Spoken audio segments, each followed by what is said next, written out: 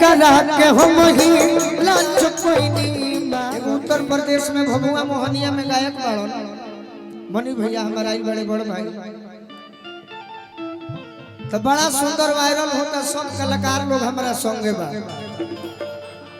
अजय हमार शिकायत कैले बा कलाकार में, अब हम जवाब ना दे। वो कलाकार के हमार जनता हमारा के जे गायक मानेला, जे फालतू बोलले बा हमारा बारे में, राख लगा के जीभ घींचे का औकात हमार जनता के ही बा, हमारे कलाकारी के बा।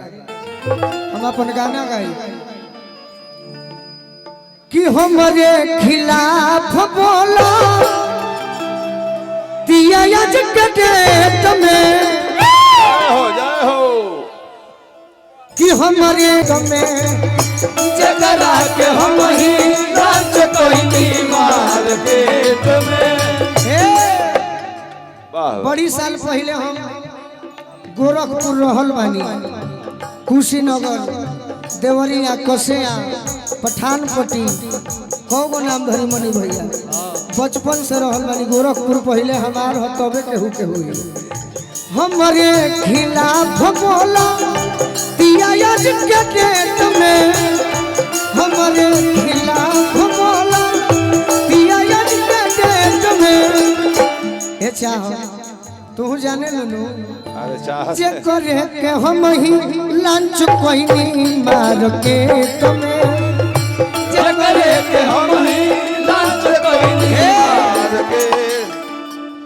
अरे लोरावा चुआवत रहे जब पहले मिलल है तरी रहे,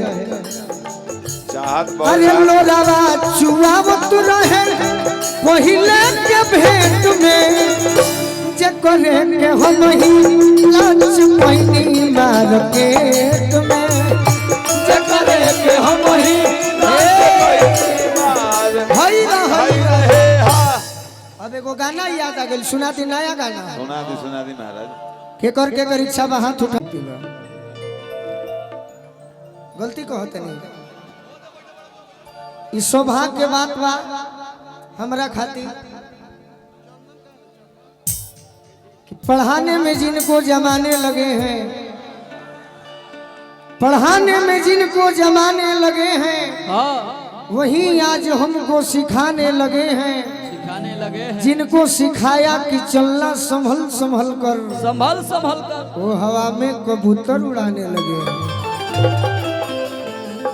पेड़ पर चार दाने नहीं लगे, पेड़ पर चार दाने नहीं लगे, चारों तरफ से निशाने लगे हैं।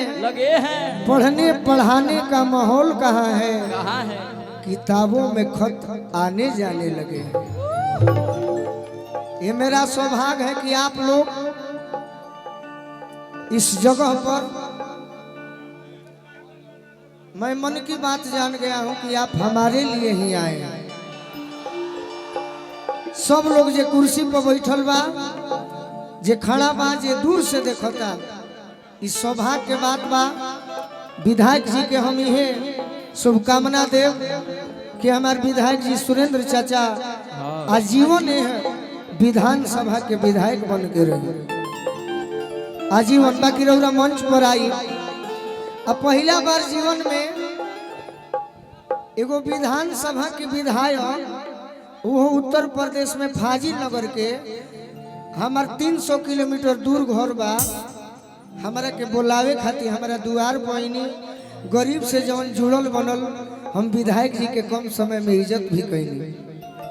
तो हम चाहब चाचा से कि रउरा मंच पर भी आई, ये लोग के हम हटा दे, बाकी रउरा हमारा खातिर आई, मगर भतीजा मानत हो खब। तो पहले श्रोता के झुमा लेता नहीं, बाद में रउरा के बुलावल जाई। एगो गाना याद आ गइल, सुना दी। सुना दी। आगे चलो, मजा आई। चलो आगे, चलो आगे। गावना गावना रोट रही गवनो ना भइले,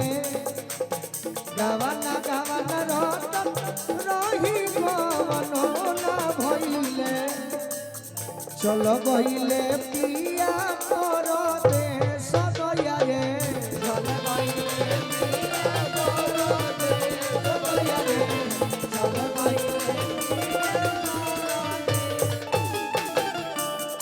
खाती सोजी धोजी सिंगारवा सपना कोइले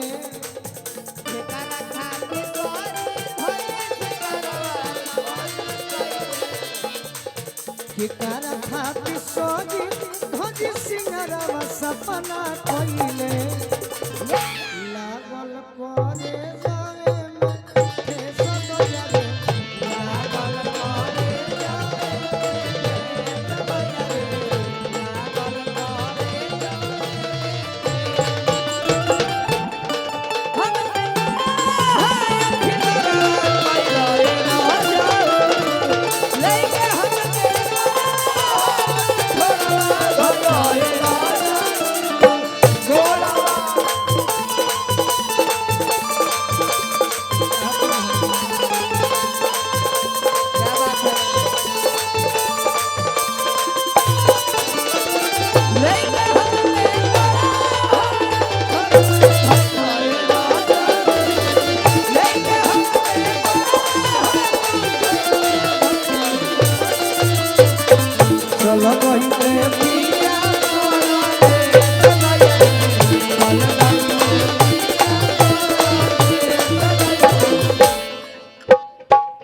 अंतरा में तनी मनी पलट जाए के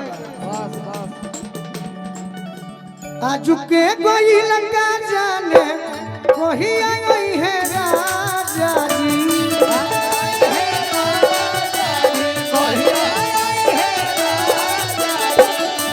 नैहर में दिना काटल बन जाई साजा जी